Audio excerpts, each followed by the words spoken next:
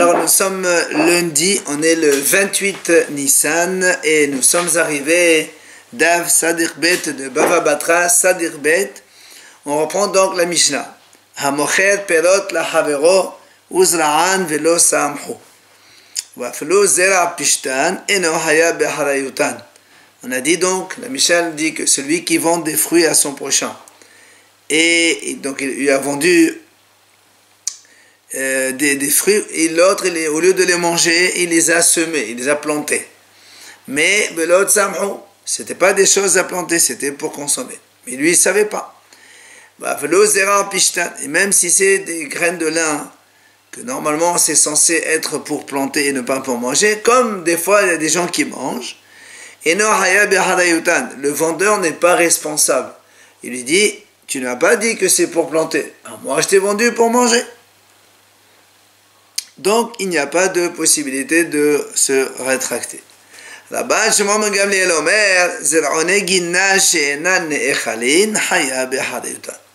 Eh bien, Rabban Shimon Gamliel, il précise, il dit par contre, celui qui vend Zer'one Ginna, c'est-à-dire des graines que il ne se mange pas. D'accord? Quand tu vends par exemple des plants pour des légumes qui ne se mangent pas du tout, et l'autre, il les a plantés et ça n'a pas poussé, c'est évident que dans ce cas-là, le vendeur est responsable et doit donc, bien sûr, donc lui rembourser. Donc ça, c'est notre Mishnah. On va passer à la Gemara. Gemara Itma. Hamocher shod la havero, v'nimsa nafhan. רב אמר הריזה מקח טעות, ושמואל אמר יכול לומר לו לשחיטה מחרטיב לך. Ça c'est donc, on a vu dans la Gemara de Baba Kama, quelqu'un il vend un taureau à son prochain. Et il s'avère que le taureau c'est un taureau en corner. Alors l'acheteur, il lui dit, moi j'ai pas acheté un taureau pour encorner, j'ai acheté un taureau pour travailler. Le vendeur, il lui dit, mais moi, je pensais que tu voulais acheter un taureau pour l'égorger, pour le vendre. Alors, qu'est-ce qui se passe dans ces cas-là? Chacun, il argumente une chose. Rav Amar Hadeze Mekhartot. Rav dit, ça s'appelle une vente nulle. Il a été trompé, donc il donne raison à l'acheteur. Shmuel Amar. Shmuel, il dit non. Le vendeur, il peut lui dire, monsieur,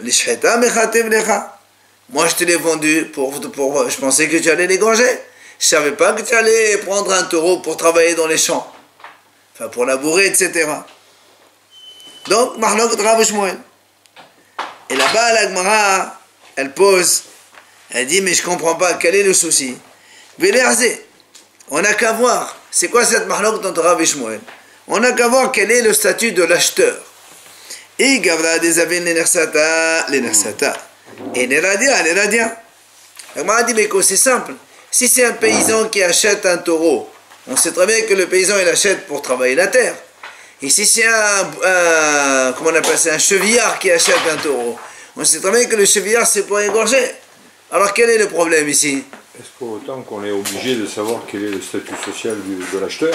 Bah évidemment. Parce que non, c'est pas une question de faut savoir. C'est pas une question de savoir. Moi, je vends un taureau en corner. Si c'est un paysan qui veut travailler la terre, me dit monsieur, moi j'ai bien compris, mais est-ce que le vendeur est obligé de savoir, a priori, s'il est paysan ou s'il est... Dans ce cas présent, oui, puisqu'il lui vend un taureau, entre parenthèses, avec un petit défaut. D'accord? Donc c'est pour ça que la Gemara... Ça peut être pareil pour les graines de la Mishnah, quoi. On va voir après comment on arrive à la Mishnah. Pour l'instant, donc, on ramène cette Gemara de Baba Kama, dans laquelle on dit donc, alors la Gemara dit, mais quelle est la mahlok? Je ne vois pas quel est le problème. Aussi bien pour Rav que Shmuel, il n'y a pas de souci, on n'a qu'à voir quel est le paysan. Qui achète? Si c'est un paysan, c'est sûr que c'est lui qui a raison, parce qu'il lui, il n'achète pas pour la chita, il lui a donné un taureau en corner, alors que lui, c'est pour travailler la terre. Et donc, je ne vois pas pourquoi Shmuel, il dit, il peut lui dire c'est pour un chita, c'est pas pour la chita, je ne suis pas un chevillard, moi. Et si c'est un chevillard, on ne voit pas pourquoi Rav il dit c'était un Mekhartot, c'est pas une vente nulle. Il achète un taureau pour l'égorger, qu'il soit encore en Europe, qu'est-ce que c'est ton problème, toi? C'est pas un souci. Donc, la Gemara, là, elle pose une question. Alors on répond, Begavra des avin le hachi ou le hachi. On a dit, écoute, il s'agit ici d'un homme qui est en même temps chevillard et en même temps il a des terres. Donc, et c'est là où le problème, on ne sait pas quelle était son intention. C'est pour ça que Rav il dit une chose et Shmuel il dit une chose. Donc on est ici dans l'inconnu, on ne sait pas quelle était son intention. Comme le monsieur il a un double emploi, on va dire comme ça. C'est quand même gênant que le vendeur soit obligé de connaître les intentions de l'acheteur pour pouvoir vendre. Dans le mesure où on vend quelque chose d'anormal. Si on vend un taureau normal, je n'ai rien à faire. Mais là, tu vends un taureau en corner. Monsieur, il achète un taureau pour travailler. Tu ne peux pas lui vendre un taureau en corner. Il a lui dit a priori. Ah si, justement. Si, il dit, il n'y a plus de soucis. Alors, la Gemara continue. La Gemara dit, mais attends, mais même si c'est un homme qui est, donc, on va dire, il a les deux intentions, il a les deux possibilités. La Gemara dit, il n'y a qu'à voir aussi le prix que l'on paye. Parce qu'on sait très bien que quand on paye, on achète un taureau pour labourer, ça vaut bien plus cher qu'un taureau qu'on va égorger. Et donc, en fonction de ce qu'il a payé cet acheteur, tu regardes le prix. Son intention. Logique. Alors, la Gemara dit là aussi, c'est vrai, c'est pas une question. La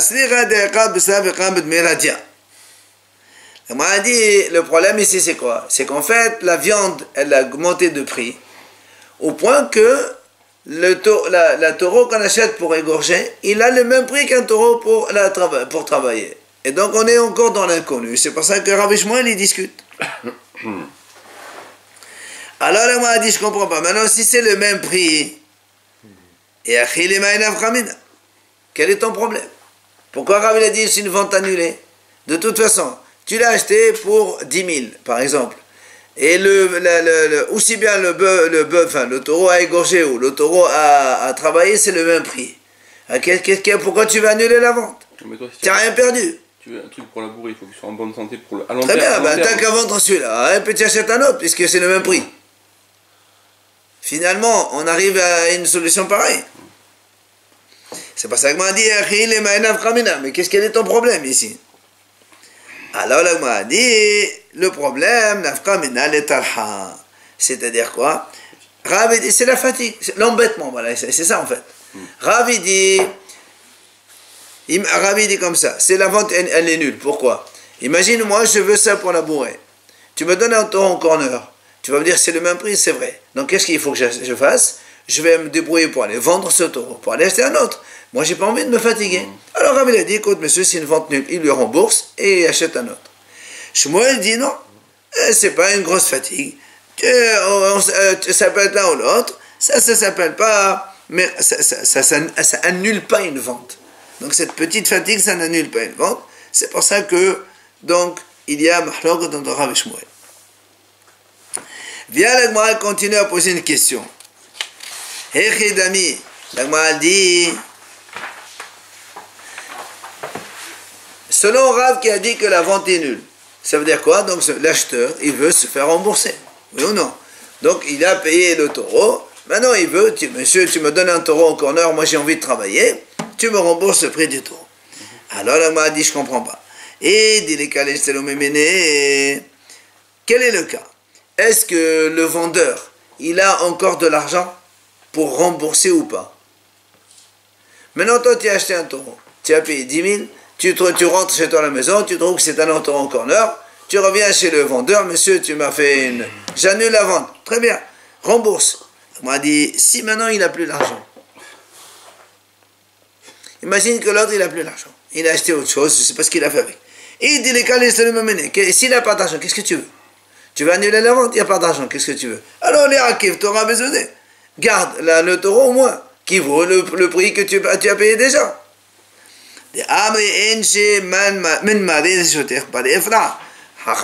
C'est un dicton qui dit que quand quelqu'un te doit de l'argent, tu gardes le pire des pires, ce que tu as, tu gardes en main. Tu ne vas pas le donner pour après ensuite à la réclamer les sous, c'est pas possible ça. Donc, c'est pour ça que la Gemara dit là, c'est radical, c'est le même né. Donc, on est obligé de dire que quoi? Qu'en fait, il a l'argent. Ok? Il a l'argent. Et donc, le monsieur, il veut se faire rembourser. Et qu'est-ce qu'il dit Rav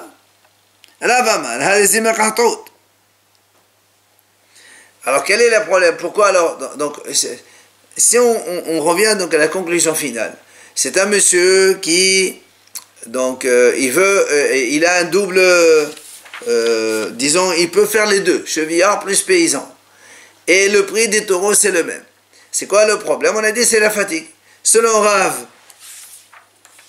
il veut pas, Rav il dit c'est vente annulée parce que lui, pour lui, l'acheteur il te dit moi j'ai pas envie de me fatiguer, d'aller le revendre et tout ça. Alors nous on dit mais pourquoi tu vends? Si le monsieur il a l'argent, bah, tu lui rends le taureau et te rembourses l'argent, il n'y a pas de fatigue ici. Alors c'est pour ça que moi a dit Rav Amar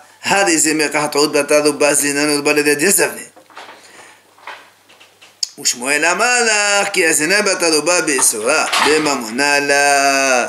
Alors on a dit, voilà l'objet de la discussion entre Rav et Shmuel, c'est que selon Rav, c'est une vente annulée. Pourquoi une vente annulée? Parce que on va selon la majorité. La majorité des gens, quand ils achètent des taureaux, c'est pas pour égorger, c'est pour travailler la terre. Tout le monde n'est pas chevillard, mais tout le monde est paysan. Donc comme selon la majorité, les gens ils achètent un taureau pour travailler, et lui, il lui a vendu un taureau en corner, ça ne l'arrange pas, alors il dit Rav Mekahtaout, vente annulée, il faut rembourser. Shmuel, il dit, alors pourquoi Shmuel, il dit non, il peut lui dire les shita, on a dit non. Shmuel, il te dit, quand est-ce qu'on va selon la majorité, c'est dans les problèmes de Essour. Rappelez-vous, quand on a dit, il y avait une fois dans 10 magasins, il y avait 9 magasins juifs et 1 magasin goy, et on trouve donc un morceau de viande. On dit, on va selon la majorité. Mais il dit, mais dans l'argent, on ne va pas selon la majorité. Shmuel il dit comme ça. Dans l'argent, il n'y a pas de majorité. L'acheteur, il lui dit, monsieur, la majorité des gens, ils achètent pour travailler. Le vendeur, il dit, monsieur, dans l'argent, il n'y a pas de majorité. Moi, je peux argumenter que tu as acheté ça, puisque tu es aussi un chevillard et aussi un paysan. Tu aurais pu acheter ça pour dégorger. Maintenant, à toi d'amener la preuve que ce n'est pas pour cette intention. Et moi, donc, je ne rembourse pas. Voilà donc la conclusion des deux idées de Rav et de Shmuel. Rav dit, dans l'argent, on va selon la majorité aussi. Et comme la majorité des gens achètent pour travailler, c'est pour ça que ici il lui dit, tu as acheté pour travailler. Enfin, l'acheteur il dit, moi j'ai acheté pour travailler comme la majorité du monde, donc tu me rembourses, parce que tu m'as donné un taureau avec anomalie. Shmuel il dit, dans l'argent on va pas selon la majorité. Dans les interdictions, problème d'interdit permis, on va selon la majorité, mais dans l'argent il n'y a pas de majorité. Dans l'argent, comme on sait, tu veux me sortir l'argent, tu as capoté la preuve, et comme il n'y a pas ici, donc il lui dit, c'est vendu. Siman, Isha, Ve'avet, Shos, Shurin ou Ferot. Donc ça, ce sont des simanim, des sujets qu'on va discuter maintenant dans l'Agma. Mais TV, l'Agma objecte. On a vu dans ma Maseret Ketubot, Ha'isha, Shenet Almena, ou Net Gadesha. Voilà une femme, elle était mariée. Maintenant, soit son mari il est mort, soit elle a été divorcée.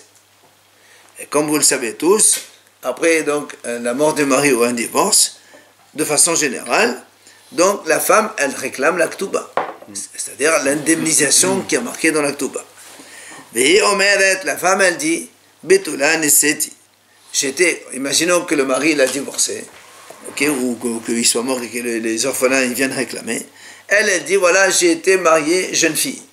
Et rappelez-vous, on en a parlé, la ktuba d'une jeune fille, c'est matan, 200. Alors que la ktuba d'une veuve, c'est 100 seulement. Pourquoi elle le dit? Hein? Pourquoi elle le dit? Comment ça le dit? Pourquoi elle dit j'étais... Parce qu'elle réclame 200. C'est marqué ça. Et on n'a pas de ktuba, justement, si c'est marqué, il n'y a pas de... Ouais. Soit, oui, c'est évident, soit que... elle a perdu sa ktuba, ou il y a, rappelez-moi, il y avait des endroits, à certaines époques, on empêchait d'écrire la ktuba à cause des goïms. Donc, c'était tout à l'oral. Il faut donc avoir des témoins. Donc, elle dit, j'étais mariée jeune fille. Et donc, je réclame 200. Vehu omer lo, ki ella almanar nesatir. Almanar nesatir. Lui, il dit, non, madame, quand je t'ai épousée, tu étais déjà veuve. Qui dit ça? Le mari. Si elle est veuve. Ou les orphelins. Là, on parle qu'il a divorcé, le monsieur. Voilà, il est divorcé. Elle réclame ça tout bas. Lui, le monsieur, il dit non, je te donne que 100 seulement. Alors on fait quoi ici? Le Gemara a dit, hein? On va voir le mari. Alors on va te dire ce qui est marqué. La Gemara a dit comme ça. C'est qu'est-ce qu'on fait dans ce cas-là? Im yesh aidim sheyas'a behenuma velo shafarua ketubata matayim. La Gemara là-bas elle a dit comme ça. Si on a des témoins qui ont assisté à son mariage et qui donc viennent témoigner, comme quoi cette femme-là, yas'a behenuma, c'est-à-dire ils avaient là-bas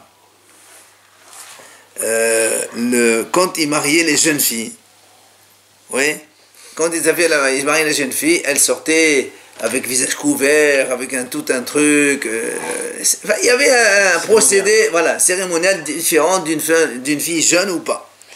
Velosha Padoua, et aussi les témoins ils disent qu'elle avait les cheveux découverts, puisqu'une jeune fille, quand elle est jeune fille, elle peut marcher la tête découverte, alors que quand elle se marie, elle couvre ses cheveux. Alors si elle a des témoins, elle amène des témoins comme quoi, quand elle s'est mariée, elle était dans cette situation-là, alors dans ces cas-là, ça prouve qu'elle était jeune fille et on lui donne. Hein? Voilà. Oui, parce que les témoins d'Aktuba sont mariés. Si on a des témoins d'Aktuba, il n'y a plus rien à dire maintenant. On veut des témoins parce qu'on n'a pas autre chose. C'est la force, ça? C'est ce qu'il a dit.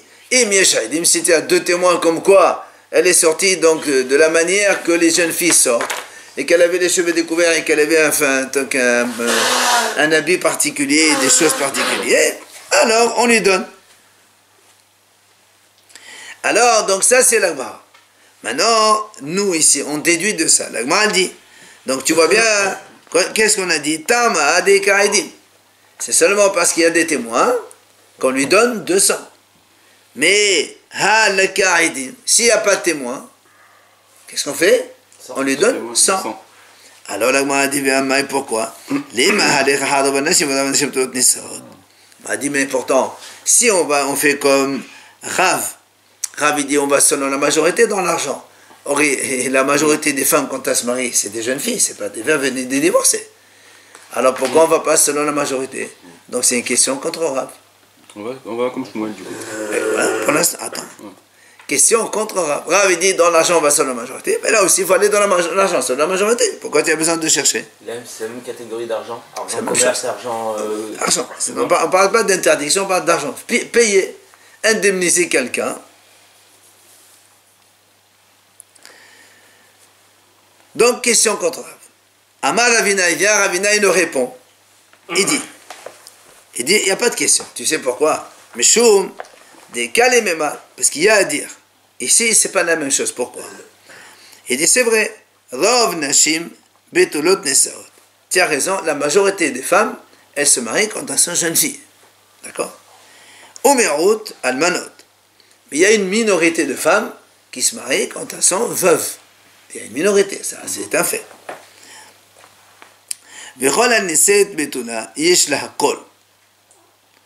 Et toute jeune fille qui se marie, toute femme qui se marie en étant jeune fille, c'est-à-dire, comme on a dit, il y a la cérémonie particulière, que les gens ils sont au courant.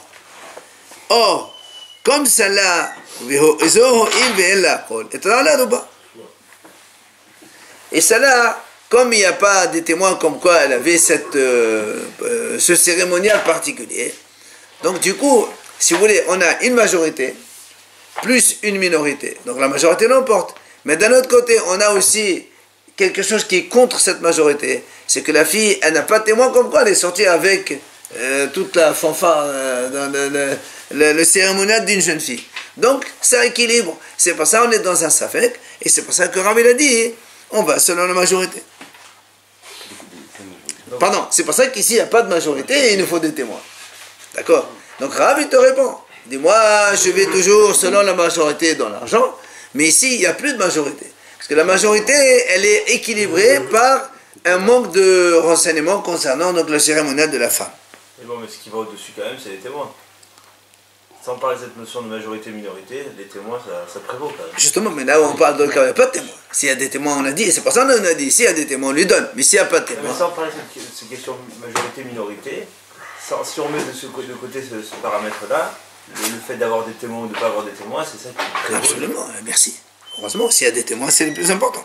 Mais nous, on a fait la déduction, parce qu'il y a des témoins. Ici, il n'y a pas de témoins, donc on ne donne pas. Et pourquoi? La majorité, il faut donner, selon Rav, c'est la question.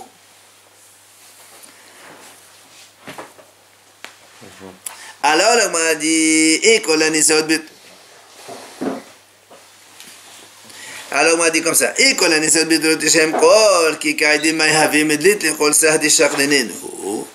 on m'a dit, maintenant, tu viens de dire comme ça.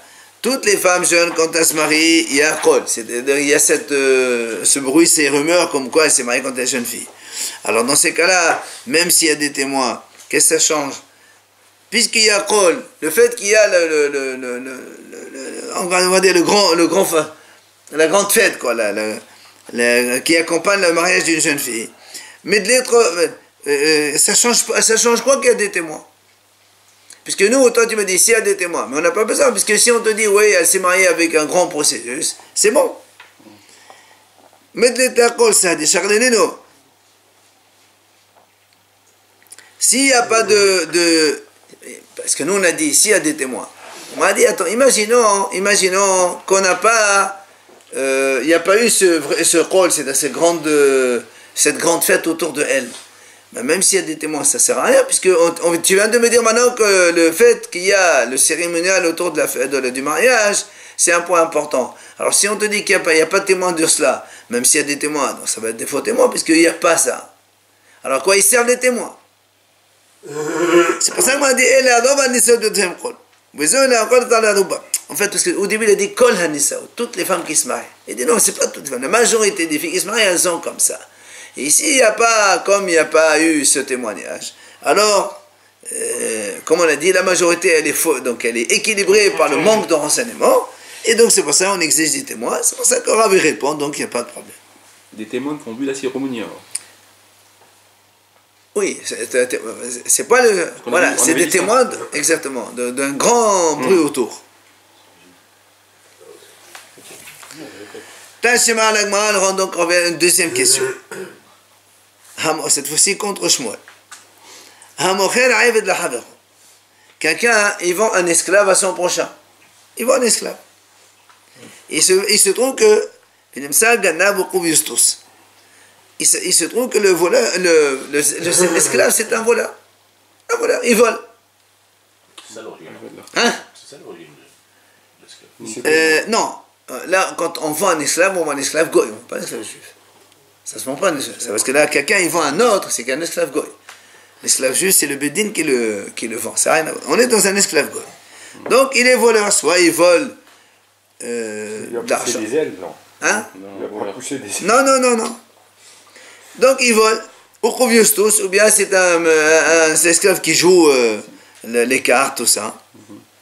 Higio, l'agma a dit là-bas, ça fausse pas la vente.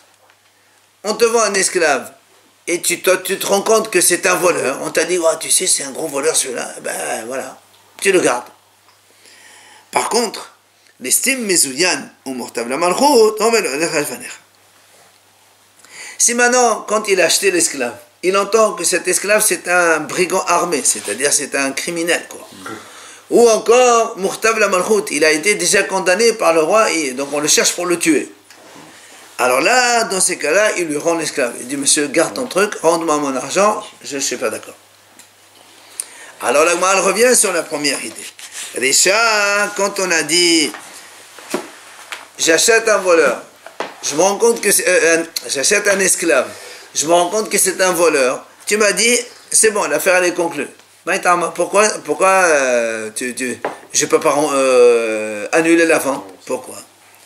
Ah, la m'a dit, n'est-ce pas, là, la n'est-ce pas, c'est parce que de toute façon, tous les esclaves, c'est des voleurs. Enfin, la majorité des esclaves, comme la majorité, c'est des voleurs, bah, tu le savais à l'avance, quoi. Donc qu'est-ce qu'on voit ici? On va selon la majorité. Et donc, la question est contre Shmuel. Parce que Rav, il a dit dans l'argent, on va selon la majorité. Et là, c'est de l'argent, parce que c'est une question de rembourser ou pas rembourser. Shmuel a dit non. Shmuel a dit non, il faut annuler la vente. Alors là, l'agma dit non. Elle ne dit pas annuler la vente. Elle dit, garde-le. Pourquoi? Parce que la majorité, c'est des voleurs. Une fois qu'on achète un esclave, Il y a une majorité. La majorité des esclaves, c'est des voleurs. C'est connu. Donc quand tu achètes, tu ne peux pas dire, oh monsieur, tu m'as trompé. Tu n'as rien trompé. Alors, la Gemara répond, elle dit non, là, kolehu achetenu. La Gemara dit non, pas du tout là-bas, c'est pas un problème de majorité là-bas. Tous les voleurs, tous les esclaves, c'est des voleurs. Il n'y a pas de majorité. C'est comme ça, c'est un fait. Donc c'est pour ça qu'il n'y a pas de question contre Shmuel.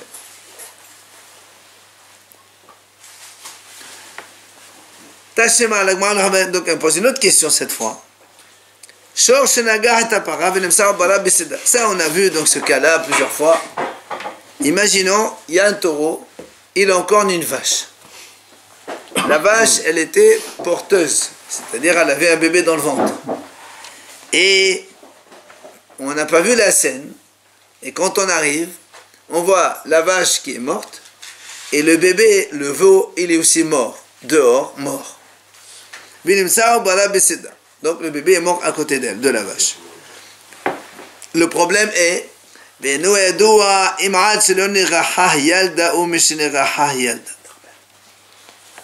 on ne sait pas, est-ce que le taureau, il a encorné, quand la vache, elle était encore porteuse, il a tué la vache, plus le bébé. Et donc, il faut que le propriétaire paye la moitié, parce que quand c'est la première fois, on paye que la moitié du prix du taureau, plus la moitié du prix du veau. Ou bien, comme on ne le sait pas, peut-être que la vache, elle a déjà mis bas le veau mort. Et après, le taureau, il a encorné la vache, il a tué que la vache, il ne paye que la moitié de la vache. C'est ça le problème. Alors, qu'est-ce qu'on fait dans ce cas-là? La Gemara dit, Mishalem hasenezr la para, udvia la vlad. Il dit la Gemara là-bas, on paye la moitié de la vache, parce que la vache, c'est sûr qu'il a tué.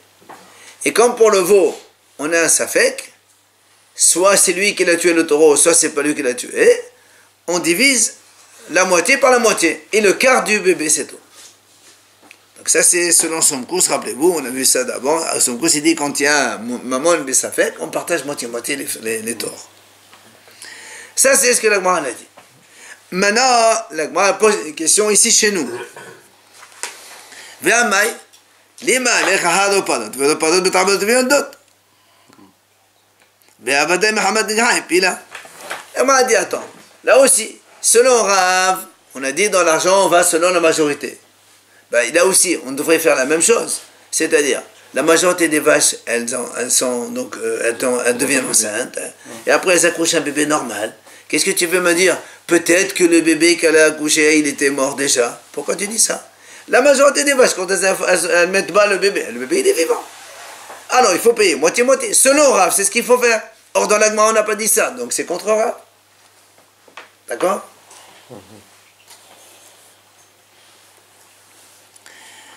Alors, vient l'Agma, elle répond. Hatam, mishum demsap qalan dekal mimal meqamma atam ber. Tutahipila. וכאן ממד מאחרונה אתה מגח נרחה והפילה. הרבה ממון המוטל בספק, וכל ממון המוטל בספק חולקים. La Gemara répond, dit, en vérité, c'est pas du tout la même chose. Pourquoi? Il dit, même si on va selon la majorité, c'est quoi la majorité? La majorité, on a dit maintenant que les vaches, elles accouchent normalement, et donc, tu ne peux pas me dire qu'il y a une autre possibilité. Et donc, il fallait payer la moitié donc, de la vache, plus la moitié du bébé aussi. La Gemara dit, c'est vrai, admettons que c'est comme ça. Que donc, la majorité des vaches, elles accouchent normalement. Très bien. Mais la Gemara dit, mais ici, on a encore un autre safek. C'est quoi l'autre safek? La Gemara dit, est-ce que peut-être que la vache, elle a vu le taureau arriver de face? Et par la peur, elle a avorté. Ou bien, la vache, elle n'a pas vu le taureau arriver, il est venu par derrière, et il a encorné, il a tué lui et le bébé. Et donc là encore, ça pose problème. C'est pas du tout la même chose. Parce que si la vache, elle avorte par la peur du taureau qu'elle voit en face, ben, le monsieur du taureau, il n'est pas obligé de payer le veau. D'accord? On ne paye que les dommages directs, on ne paye pas les dommages provoqués indirectement. D'accord? Donc c'est pour ça que la Gemara ici dit, il n'y a pas de question contre Rav. Ravi te dit, dans l'argent, on va toujours selon la majorité. Mais ici, même si tu me dis que la majorité des vaches, elles portent, donc elles mettent bas le bébé normal, tout ça, il y a encore un autre problème qu'on ne sait pas résoudre. Et c'est à cause de ce problème, de ce doute-là, que là-bas on dit on paye que le quart du bébé et pas la moitié. Comprenez? C'est pas qu'on va pas selon la majorité. Ravi dit, moi je vais selon la majorité. Ça veut dire, si on savait que le taureau il était de face ou il était donc par derrière, on sait très bien comment on fait et on fait exactement comme on a dit. Mais il y a un autre problème, c'est qu'on ne sait pas comment le bébé il est mort. Est-ce que le vache il a été attaqué de face ou elle a été attaquée par derrière? Et c'est pour ça qu'on dit... C'est de l'attaque du taureau, donc on peut dire, dans la majorité des cas, c'est à cause de l'attaque du taureau que le bébé est mort. Ça on est d'accord, ça on est d'accord. C'est la majorité. La majorité, la vache, elle a mis bas un bébé vivant. Il n'y a plus de doute pour le bébé. Ah si, Mais non. regarde. Ravi te dit ici, dans ce cas-là aussi, on va dire la même chose. La majorité des vaches, elles mettent bas un veau vivant. Ok? Et donc normalement, il faut payer la moitié de la vache plus la moitié du veau sans problème. Mais ici, on a un autre doute. C'est l'attaque du taureau. L'attaque du taureau, elle était de face ou de derrière? Ça change rien. Ah si, ça change. Ah non. Si la... Regarde. Attends. Si le taureau, il attaque de face, peut-être que la vache, elle a avorté le veau avant même d'avoir été attaquée. Quand elle voit le... Oui, C'est le choc. le choc. Non. Le choc... Émotionnel. Non, le choc... Ah non, justement, qui t'a dit ça? On sait pas. Donc, tu vois bien un safek. C'est un deuxième safek qui se rajoute. Il n'y a plus de majorité ici. C'est un safek qui se rajoute. Et quand on a un safek, et là on est donc selon son coup c'est dit, quand il y a un safek, on partage moitié-moitié. Donc là aussi, il y a un problème de safek supplémentaire, et donc il n'y a plus de questions contre Rav. Je ne peux pas savoir de quel côté on vient. Hein? Je ne peux pas savoir de quel... Je ne sais pas s'il y a des experts qui peuvent savoir. Est-ce que c'est le choc? Non. Le problème ici, c'est pas que devant, derrière. Est-ce que la vache, elle a avorté le bébé par peur? Par la peur du taureau qui arrive? Par choc. Voilà. Ou bien par le choc direct du taureau après. C'est ça qui change. Comme on ne sait pas s'il était à terme ou non, ça pose encore un autre problème. Dans tous les cas, il y a un bébé par terre. Donc, il faut bien savoir comment on fait. Trop d'inconnus là. Hein? C'est vrai. C'est pour ça que Ravi se défend et te dit, moi, pour moi, il n'y a pas de problème, on va toujours sur la majorité dans l'argent. Ça, c'est pas une question contre moi. Donc, je maintiens. Il est vache, hein. Alors, la Gemara continue. Lima qui est Tanaïm. Est-ce qu'on va dire donc c'est une mahlok de Tanaïm?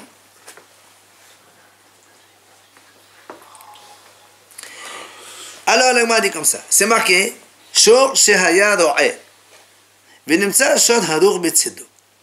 Il y avait un taureau qui était en train de paître comme ça tranquille. Et puis on voit à côté de lui un taureau Harog, mort, tué. La Gemara dit comme ça.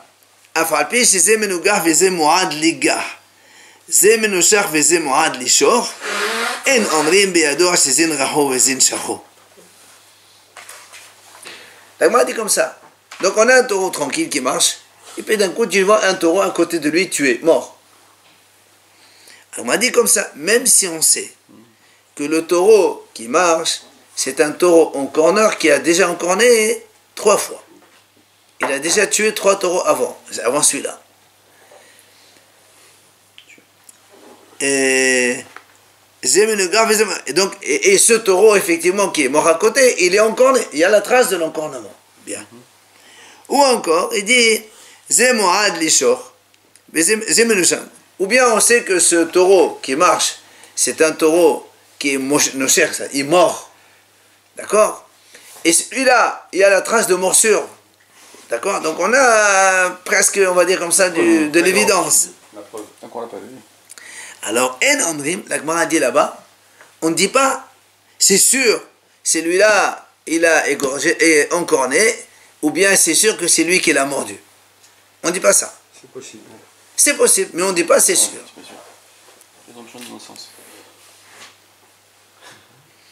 Maintenant, ça c'est un premier cas. Donc ça veut dire qu'est-ce qu'on voit ici? ici, il y a un problème d'indemnisation, on ne va pas selon l'appréciation. Il faut être sûr. Si on a la preuve, on indemnise. On n'a pas la preuve, on n'indemnise pas. Bien.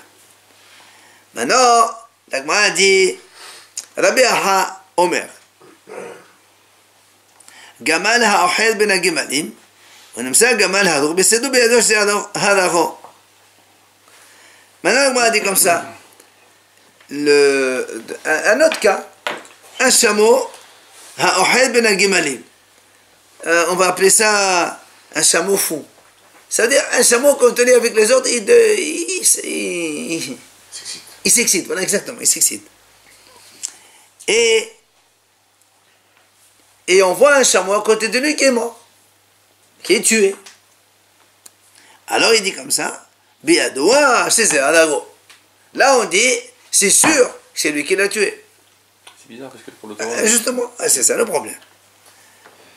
Donc on veut comprendre quelle est la différence entre les deux. D'accord?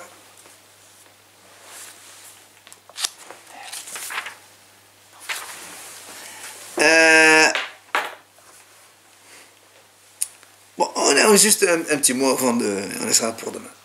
Donc, on a donc deux cas ici, donc presque similaires, mais dans un cas on dit on va pas selon la probabilité, et dans le cas du chameau on dit non, on va selon la probabilité. Svadoua, la Gemara dit comme ça.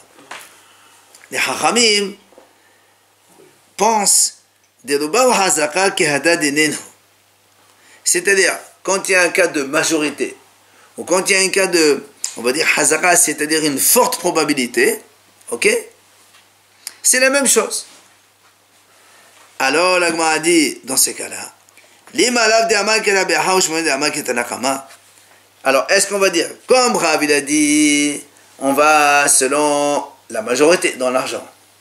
Donc, Rabbi Aha, quand il a dit que si on voit un chameau et un autre à côté, d'accord?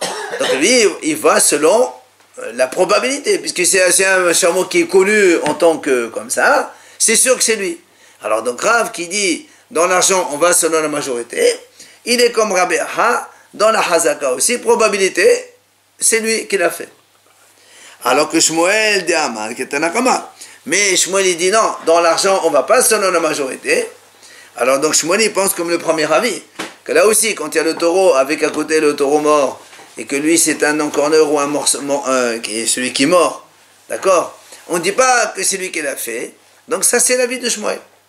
Donc est-ce que c'est une Mahlok de Tanaïm, Rav et Shmuel, ils discutent la même discussion que celle du Tanakama du taureau tué à côté d'un autre, et du chameau, donc Rabbi Aha, c'est ça, c'est Rabbi Aha, donc, et donc le deuxième Tana, qui parle du chameau, qui lui dit, quand tu as un chameau à côté d'un autre chameau, c'est sûr que c'est le chameau qui l'a tué. Alors, est-ce que Rav et Shmuel, ils font la même discussion que celle de Tanakama et de Rabbi Aha? Ce qui paraît, maintenant, dans l'apparence, oui. C'est la question qu'on pose, d'accord? On verra demain la réponse.